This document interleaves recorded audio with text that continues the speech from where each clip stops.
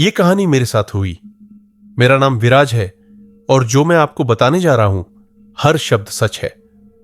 उत्तराखंड के पहाड़ों में जो हुआ वो मुझे आज भी रात को नींद नहीं आने देता। 2 साल पहले की बात है, मई 2023। मैं दिल्ली में एक एडवर्टाइजिंग एजेंसी में काम करता था। 28 साल का था, अकेला था। 6 महीने पहले मेरी मां का देहांत हो गया था, कैंसर। पिताजी 5 साल पहले ही गुजर चुके थे। मैं बिल्कुल अकेला रह गया था। कोई भाई बहन नहीं, कोई करीबी रिश्तेदार नहीं। उस समय मैं डिप्रेशन में था, काम पर ध्यान नहीं लग रहा था। बॉस ने कहा, विराज तुम्हें ब्रेक चाहिए, कुछ दिन छुट्टी ले लो। मैंने सोचा क्यों ना पहाड़ों में चला जाऊं, शांति मिलेगी। तो मैं अकेला निकल पड़ा उत्तराखंड नैनीताल की तरफ। लेकिन मैं मेन टूरिस्ट स्पॉट्स पर नहीं रुका। मैं चाहता था पूरी तरह अकेलापन। इसलिए मैं एक छोटे से गांव में गया, धनोल्टी के पास, जंगलों के बीच। गांव का नाम था काली खेत। वहां एक होम स्टे था जो एक बूढ़े दंपति चलाते थे। बहुत पुराना घर था, लकड़ी और पत्थर का बना। चारों तरफ देवदार के घने पेड़। रात को सन्नाटा इतना गहरा कि अपनी सांसें भी तेज लगती। पहली रात मैं बैल्कनी में बैठा था। ठंडी हवा चल रही थी, पहाड़ों की खुशबू आ रही थी। तभी मुझे नीचे जंगल के रास्ते पर कोई दिखा। एक लड़की, अकेली, सफेद कुर्ते में, बाल खुले हुए। इतनी रात को, इतनी अकेली। मैं नीचे गया। एक्सक्यूज मी, सब ठीक है? लड़की रुक गई, फिर धीरे धीरे मुड़ी। जब मैंने उसका चेहरा देखा, मेरी सांस रुक गई। वो बेहद खूबसूरत थी।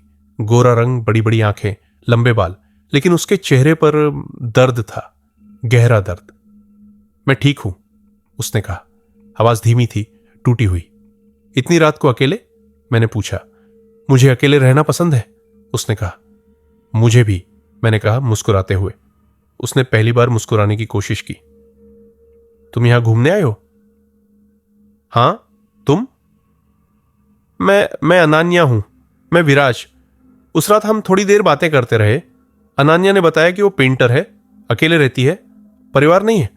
मैंने भी अपने बारे में बताया। हम दोनों एक जैसे हैं, अनन्या ने कहा, अकेले, टूटे हुए।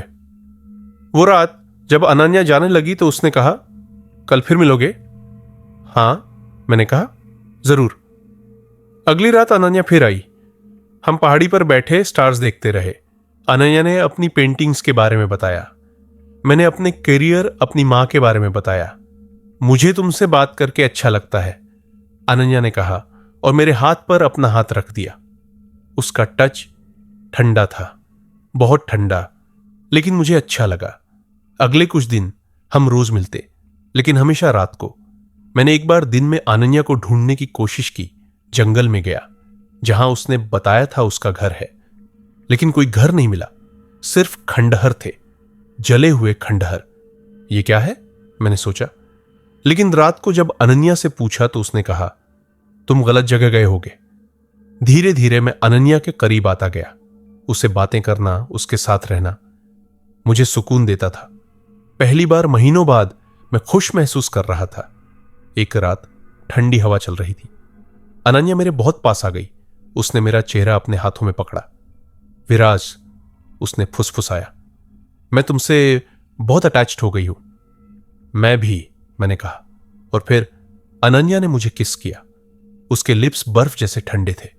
उसकी सांसों में एक अजीब सी गंध थी, जैसे जली हुई चीज, जैसे राख। लेकिन उस पल मुझे कोई फर्क नहीं पड़ा। मैं अनन्या से प्यार करने लगा था। अगले दिन होमस्टे के मालिक रमेश काका ने मुझे रोका। बेटा, तुम रात को कहां जाते हो? बस अब घूमने, मैंने कहा। रमेश काका ने मेरी तरफ चिंता से देखा। किसी से मिलते हो? मैं चुप रहा। बेटा, एक बात बताओ, वो लड़की सफेद कपड़ों में, उसके बाल बहुत लंबे हैं। मेरा दिल तेजी से धड़कने लगा। आपने कैसे? रमेश काका ने गहरी सांस ली। उससे दूर रहो बेटा, वो इंसान नहीं है। क्या मतलब? 10 साल पहले, रमेश काका ने कहा, इसी गांव में एक लड़की रहती थी, अनन्या। बहुत खूबसूरत थी, पेंटर थी, लेकिन उसके साथ कुछ लड़कों ने बुरा किया। मेरे हाथ पैर ठंडे पड़ने लगे। उन्होंने उसे छेड़ा, उसके साथ जबरदस्ती करने की कोशिश की। अनन्या भागी, लेकिन वो उसके पीछे आए। उन्होंने उसे जंगल में पकड़ लिया और फिर रमेश काका की आवाज भर्रा गई। उन्होंने उसे जिंदा जला दिया, उसके घर में आग लगा दी। मेरी सांस अटक गई। अनन्या जलकर मर गई, लेकिन पूरी तरह नहीं जली। उसकी लाश आधी जली हुई मिली। चेहरा पहचाना नहीं जा रहा था। नहीं, मैंने कहा, यह झूठ है। अनन्या तो जो तुम देख रहे हो, रमेश काका ने कहा, वो उसकी आत्मा है। वो हर कुछ सालों में लौट आती है, किसी को ढूंढती है और फिर उसे अपने साथ ले जाती है अपनी आग में। मैंने अपना सिर हिलाया। नहीं, अनन्या ऐसी नहीं है। वो प्यार करती है मुझसे। प्यार? रमेश काका ने कहा। बेटा, क्या तुमने कभी उसे दिन में देखा है? क्या तुमने उसका रिफ्लेक्शन देखा है किसी शीशे में? मैं रुक गया। सच तो यह था, मैंने कभी नहीं देखा था। उस रात मैं बेचैन था। जब अनन्या आई तो मैंने ध्यान से देखा। उसके पीछे पेड़ों की शैडोज थी, लेकिन उसकी कोई शैडो नहीं थी। अनन्या, मैंने हिम्मत करके पूछा, तुम दिन में क्यों नहीं मिलती? अनन्या की मुस्कान गायब हो गई। क्यों पूछ रहे हो? बस जानना चाहता हूं। अनन्या ने मेरी तरफ देखा। उसकी आंखों में कुछ बदल गया, जैसे अंधेरा उतर आया हो। तुमने किसी से बात की? उसने कहा। आवाज अब अलग थी, ठंडी, खतरनाक। नहीं, मैं बस। झूठ मत बोलो। अनन्या खड़ी हो गई। तुम जानना चाहते हो सच? ठीक है, मैं बताती हूं।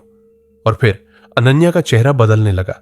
उसकी त्वचा फटने लगी, जैसे कोई मास्क हो, और नीचे से जला हुआ मांस दिखने लगा। मैं चीखना चाहता था, लेकिन आवाज नहीं निकली। ये देखो, अनन्या ने कहा, अपना चेहरा मेरे सामने करते हुए। ये है असली मैं। आधा चेहरा जला हुआ था, त्वचा काली और पिघली हुई। एक आंख सफेद थी, बिना पुतली के। होठ जले हुए, दांत दिखते हुए। मुझे ऐसा किया उन्होंने, अनन्या ने कहा रोते हुए। मैं बस पेंटिंग करना चाहती थी, अकेले रहना चाहती थी, लेकिन उन्होंने मुझे मॉन्स्टर बना दिया। मैं पीछे हटा। अनन्या, मुझे माफ करो, मुझे नहीं पता था। अब तुम जानते हो, अनन्या ने कहा, और अब तुम मेरे हो। क्या मतलब? अनन्या मेरे पास आई। उसने मेरा हाथ पकड़ा। मुझे प्यार चाहिए विराज, कोई जो मुझे स्वीकार करे। ऐसे जले हुए, बदसूरत। मैं तुम्हें स्वीकार करता हूं, मैंने कहा, हालांकि डर रहा था। अनन्या मुस्कुराई। सच? हाँ। तो फिर मेरे साथ चलो, हमेशा के लिए। मैंने समझा नहीं। कहां? मेरी दुनिया में, अनन्या ने कहा। जहां मैं जली, जहां मैं मरी, तुम भी वहीं आओगे मेरे साथ, आग में। मेरा खून जम गया। तुम मुझे मारना चाहती हो? मारना नहीं, अनन्या ने कहा, साथ लाना, हमेशा के लिए। तुम अकेले हो, मैं अकेली हूं, हम साथ रहेंगे। मैं भागने की कोशिश करने लगा, लेकिन अनन्या ने मेरा हाथ कसकर पकड़ लिया। उसकी ग्रिप बेहद मजबूत थी। तुम नहीं जा सकते, अनन्या ने कहा। मैंने तुम्हें चुना है, और जिसे मैं चुनती हूं वो मुझसे छूट नहीं सकता। अचानक मुझे अपने शरीर में गर्मी महसूस होने लगी, जैसे अंदर से जल रहा हूं। मेरी त्वचा पर जलन होने लगी। ये क्या हो रहा है? मैं चीखा। मेरी आग, अनन्या ने कहा, धीरे धीरे तुम्हें छू रही है। कुछ दिनों में तुम भी मेरी तरह बन जाओगे। मैं होम स्टे की तरफ भागा। अनन्या पीछे पीछे आ रही थी। उसकी हंसी गूंज रही थी जंगल में, एक भयानक पागल हंसी। मैं अंदर पहुंचा। रमेश काका जग रहे थे। उसने मुझे छू लिया, मैंने रोते हुए कहा। रमेश काका ने मेरा हाथ देखा। वहां निशान थे, जले हुए काले निशान, जैसे किसी ने गर्म आयरन से छू दिया हो। तुम्हें यहां से जाना होगा, रमेश काका ने कहा, अभी। लेकिन वो मेरे पीछे आएगी। नहीं, रमेश काका ने कहा, एक तरीका है। वो जिस जगह जली थी वहां उसकी राख है। अगर तुम उस राख को होली वाटर में डुबा दो या किसी बहते पानी में बहा दो तो उसकी आत्मा शांत हो जाएगी। लेकिन वो जगह कहां है? रमेश काका ने बताया, जंगल में, उन्हीं खंडहरों में जहां मैं दिन में गया था। अगली सुबह मैं वहां गया। सूरज की रोशनी में वो जगह और भी डरावनी लग रही थी। जली हुई दीवारें, काली राख, टूटे शीशे। बीच में एक छोटे से कमरे में मुझे एक यूअर्न मिली। उसमें राख थी, ह्यूमन रिमेन्स। मैंने उसे उठाया और तभी मुझे अनन्या की आवाज सुनाई दी। विराज, मैं पलटा। अनन्या खड़ी थी। दिन की रोशनी में वो और भी भयानक दिख रही थी। पूरा शरीर जला हुआ, कपड़े फटे हुए, आंखें खाली। तुम मुझे धोखा दे रहे हो, अनन्या ने कहा रोते हुए। मुझे माफ करो, मैंने कहा, लेकिन मुझे जीना है। और मैं? अनन्या चीखी। मैं क्या करूं? मैं अकेली हूं, हमेशा अकेली। तुम्हें शांति मिलनी चाहिए, मैंने कहा। ये तड़प, ये गुस्सा, इससे तुम्हें कुछ नहीं मिलेगा। अनन्या रोने लगी। मुझे बदला चाहिए उन लड़कों से जिन्होंने मेरे साथ ऐसा किया। वो लड़के कहां हैं? मैंने पूछा। मर चुके हैं, अनन्या ने कहा। सब के सब। मैंने उन्हें मार दिया, एक एक करके जला दिया, जैसे उन्होंने मुझे जलाया था। मुझे एहसास हुआ अनन्या सिर्फ विक्टिम नहीं थी, वो अब एक विंचफुल स्पिरिट बन चुकी थी। अब तुम क्या चाहती हो? मैंने पूछा। अनन्या ने मेरी तरफ देखा। मैं चाहती हूं कि कोई मुझे याद रखे, कोई मेरी कहानी जाने। मैं सिर्फ एक मॉन्स्टर नहीं थी, मैं इंसान थी, एक लड़की जो बस जीना चाहती थी। मेरी आंखों में आंसू आ गए। मैं याद रखूंगा, प्रॉमिस। अनन्या मुस्कुराई, पहली बार एक सच्ची मुस्कान। Thank you. मैं नदी की तरफ गया और उस युवान की राख को पानी में बहा दिया। जैसे ही मैंने ऐसा किया, मुझे पीछे से एक हल्की आवाज सुनाई दी। गुड बाय विराज। मैं पलटा।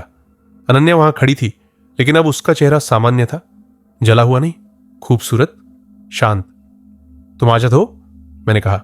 अनन्या ने सिर हिलाया। तुम्हारी वजह से अब मैं जा सकती हूं। और फिर वो गायब हो गई, हमेशा के लिए। मैं दिल्ली वापस आ गया। मेरे हाथ पर वो निशान अभी भी हैं, जले हुए निशान। डॉक्टर्स ने कहा कि ये कभी नहीं जाएंगे, लेकिन मुझे फर्क नहीं पड़ता।